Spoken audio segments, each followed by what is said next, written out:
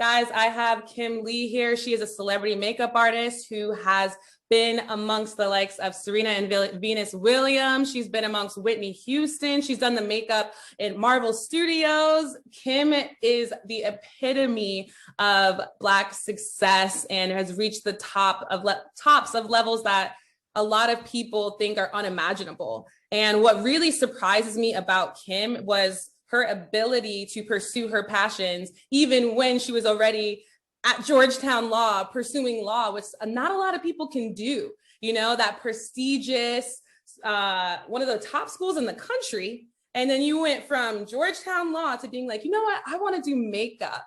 And so there was a lot that I just want to know there, you know, that might've been going through your mind of that pivot that you made so early on in life that might have put you where you are today. And this topic that we're focusing on this series is all about self-love, guys. And a big part of self-love is figuring out what it is that you want to do, not for anybody else or not on the opinions of anybody else, but what is within you. So hello, Kym, how are you? Nice to see you. What's going on? How are you? And thank you so much for having me. And I'm excited about all that you're doing to give back to the community and to encourage and inspire young women who are probably standing in the same shoes I was in, 20, 30 years ago when I started off my career artist. I'm excited to be here because, I thought that my voice was going to be primarily advocating for people in the way of law. But now I realize that my voice in full circle is for the advocacy of women and women's health, the beauty of women from the inside out. And so I'm really very passionate about this particular subject. But to answer your question, what got me to this point in the circle is that I did grow up in a salon. I'm a salon baby. I come from a family of entrepreneurs who own very thriving, successful beauty businesses. And so while I was in college, I worked in the salon. And even when I went on to law school, working in the salon on the weekends. So I always had a passion for beauty. It's never really, wasn't like it just kind of crept up on me, but it was definitely something that was inherited naturally. Even in college, I was very artistic. I was in the media arts department. That's where my degree is in, my first degree. And I thought I was going to be an entertainment lawyer, right? And so after going to law school and realizing that I was miserable in law school and that I needed to make a change and I needed to do something, and I didn't know what it was. I'm gonna be honest with you. I had my aha moment years ago. Oprah Winfrey had a show that she used to host. It was called the Oprah Winfrey Show, probably longer than you've been living. But in that show, she used to do something called the aha moment. And that's those moments that you have this light bulb to come on and you realize, oh my God, I need to make a change or a shift or something just happened that just kind of leaped inside of me. And that's what happened one day in a salon when I was doing a bride. I was asked to do her makeup, and doing her makeup, I spun her around to the mirror, and I had never done makeup. Let's keep in mind, this was 28 years ago. Okay, guys, this was before we had fancy brushes and, Morphe palettes and Wink and Pout lip glosses. This is when we were using sponge tip applicators and fingertips and a bunch of junk, right? Because they didn't have a lot of colors and options for African-American women. Really cheap makeup in the salon. So my cousin was like, okay, so we're going to put some makeup on this bride so we can get her out the door and make her look good. So mind you, I'm literally like a little kid, like playing in the colors, right? Like you like experimenting on someone's wedding day. Listen, it's a full internship space. So I spin her around to the mirror and she started crying. I'm thinking, oh God, I done set this lady up. And she said, no, I've never looked more beautiful. And I was like, oh my God, if I can wake up every day and make people cry in a good way. Yeah. I'm supposed to be doing? Like, why am I in law school miserable? Like, what in the world? So I had that aha moment at that time. And I never forgot that day because what it did was it changed my life. And I realized that I had something that was innate inside of me that I could offer to women that had an impact on them in such a positive way. So this was my second semester of my first year of law school. And during spring break, I just kept thinking, oh my God, I would just love to just do this every day. So I go to the MAC counter and just fast forward. I go to the MAC counter and I apply and I get a job. And I was an original MAC girl long before the girls of today. There were only 4 counters here in the DMV. And I was one of the original ones. And so I don't even know how I got the job. I had to audition to get the job. Like they told me I had to do somebody's makeup, you know, that they pre-selected. And again, I'm fumbling. You know, I'm trying to figure it out. And she was beautiful, but I think that it was because I was already naturally artistic. That's kind of how makeup works. It's really about symmetry and color and blending. So I understood that on paper because I draw. But I just figured, let me draw on the eyebrows. You know, they got a brush for it. Okay, let me try. It's an angle brush. So let me figure that out. Okay, I know you're supposed to hold a brush a certain way because I always paint it. And it just worked out that way. And fast forward, here I am, over 26 years later, you know, with 2 or 3 businesses. I've touched everybody that people only dream about. I've been on jets and in hotels that don't even have a star. You know, I've been around presidents and ambassadors and queens and kings, and all because I say yes to something that I loved, you know? And it's just amazing how God opens up doors when you just say yes. It's only when you say no that those doors don't open. So imagine if people would just say yes, right? The opportunities that will come their way. So that's my story. Wow. I have so many questions when we only have like 10 more minutes. I'm like, what did your parents think? Like, you left Georgetown? Like, what? They were devastated. And it's funny because I'm actually taking care of my dad now, who is in hospice. He's at home in hospice. It's been my greatest assignment because it allows me to be able to give back to him all that he imparted into me. At every moment that I changed in my life, every moment that was pivotal, you know, even from, you know, because I'm an artist by trade. So anybody that's watching that's an artist, you know, we typically only think one side of our brain, but I was blessed to think on both sides, right? So I have the artistic side and I have the logical side. But for whatever reason, that logical side hadn't kicked in when I was in high school, right? So my told me, he said, look, you gotta go to ROTC because you need some discipline. And you need to focus in. And my dad's retired military, retired Secret Service. Wow. So he's, you know, he's a man of order. And he just could not, because his concept of my life just did not click because he was extreme on the other side, right? And so he's so great and he's so strong and, you know, he's so organized. And I always admired that about my dad. So being at home with him and being able to take care of him has just been so great, right? And just spending this quality time with him, because a lot of the life lessons that he taught me, although he was disappointed that I didn't finish law school, but the life lessons that he taught me, I impart, right? A lot of those lessons, you know, about money management and about people and about decision making, you know, some of the things that are, I don't know that the only thing that can teach you these lessons is probably a really strong parent or life itself. And sometimes life itself can be hard, right? It's so hard.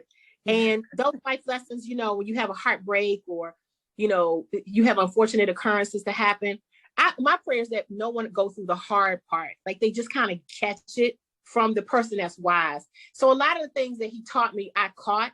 So although I wasn't a lawyer, but I used some of those things, right, in building my business. So it's been great. It's been great. So yeah, just being here with him, it reminded me of so much that he taught me, you know, with him here with me every day. So yeah, it's bittersweet, but it's yeah. Well, that's amazing. And I'm amazed by you. Like we just went over some of the people that you worked with. And then I don't know if a lot of people know, but you have a cosmetics line, you do coaching, you're on social media, you know, your presence can be felt. So you're constantly interacting with your followers. And some of the things I struggle with is finding a balance. And so one of my main questions is to you, and that's a big part of self-love, is like how balancing that personal and then everything else that comes with it. So I'm looking for some advice here right now on how do you handle it?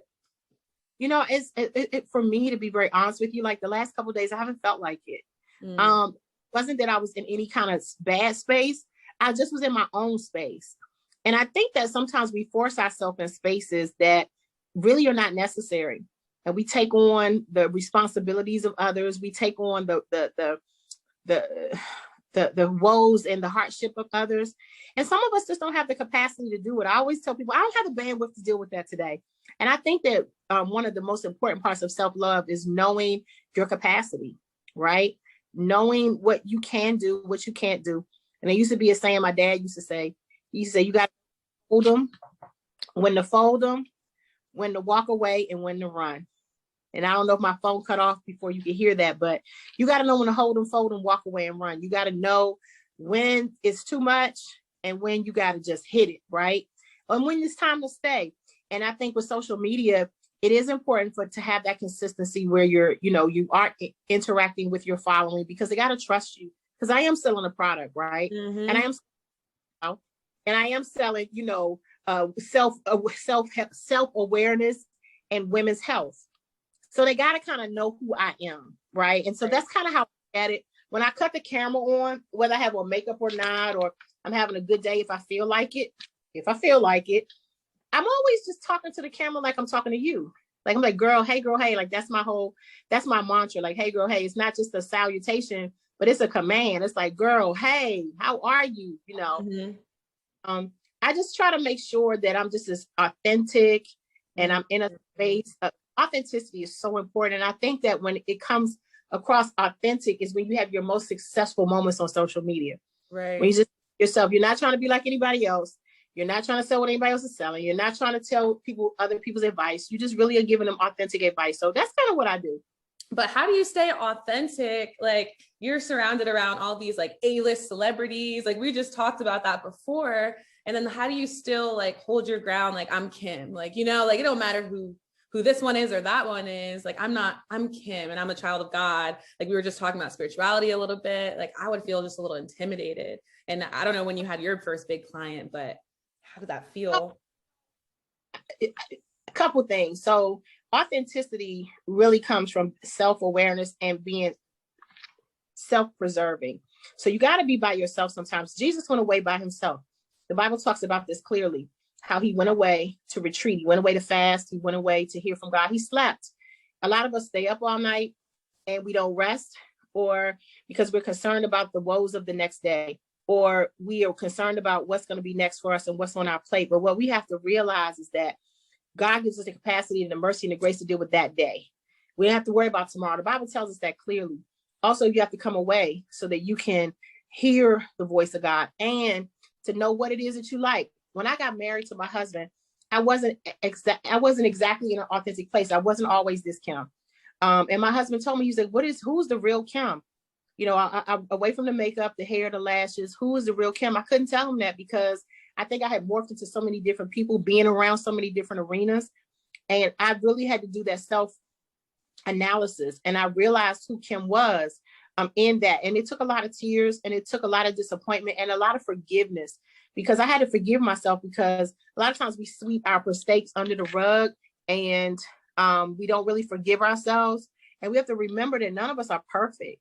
Right? None of us do things perfect every time. So self-awareness and forgiveness and being alone is so important. And I think that if we carve out that time every week to do that and be intentional about it, it's part of your self-care. Self-care is so important because it's more than a bubble bath and a massage. It's about the self-preservation of your mind, your body, and your soul. We are triune people. So we're not just made of, red bottoms and pretty dresses. We're not just made of spirit, man. We are mind, body, and soul. What are you feeding yourself every week that fortifies the mind? What are you feeding your soul? Are you reading your word? Are you spending time with God? What are you feeding your body? Are you eating brain food so that you're thinking cognitively? Are you healthy? Are you walking, taking a walk?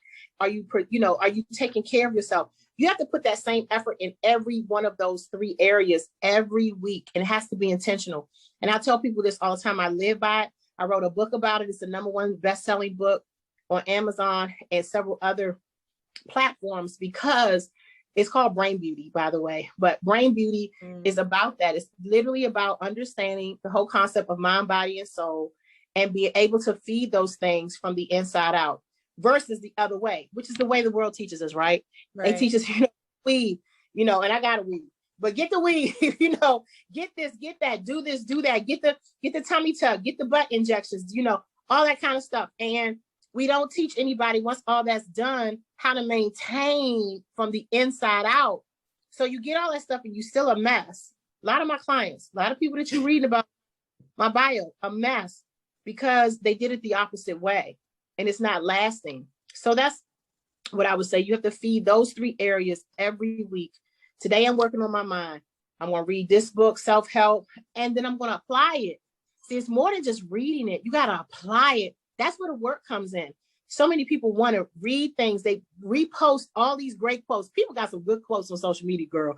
I swear, if we would just apply the stuff we post and read, be who you post to be. People don't say they don't be who they supposed to be. They just post it, but they ain't being it. So don't just post about it, be about it.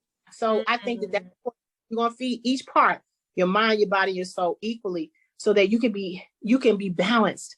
Because when you're imbalanced, what does something imbalanced do? It tips over. You want to be balanced. You want to be a whole and complete woman. And that's when everything comes to you, because you attract who you are. Right? Money begets money, success begets success. People that are around successful people for a reason. It's not just because they want the money that they have, but it's something about that successful person. We all have some of the same qualities and traits. We understand about work ethic and work acumen. We understand what it means to focus. We understand all of those things. That's why we're successful. And this is something that is not just talk. This is living it. What separates the average from the success is the person who is living the stuff they talk. I'm living this thing. I'm breathing it. This is who I am, right? Yeah. So that's so important.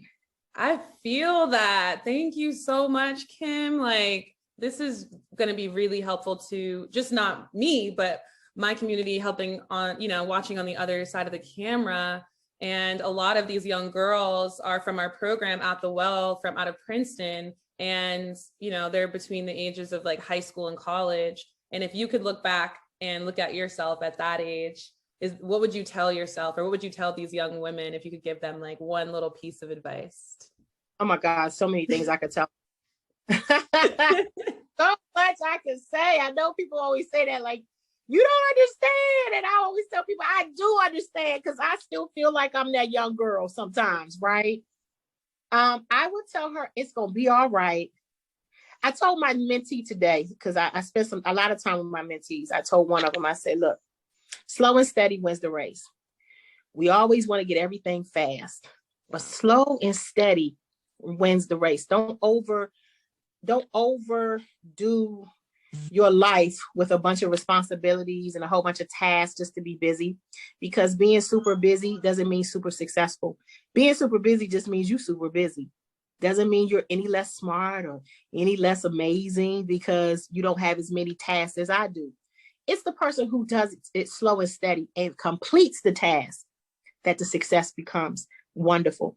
So I always tell these young girls, take it slow in relationship, in decision-making, and just all that you do. Take it slow, because this ain't going nowhere.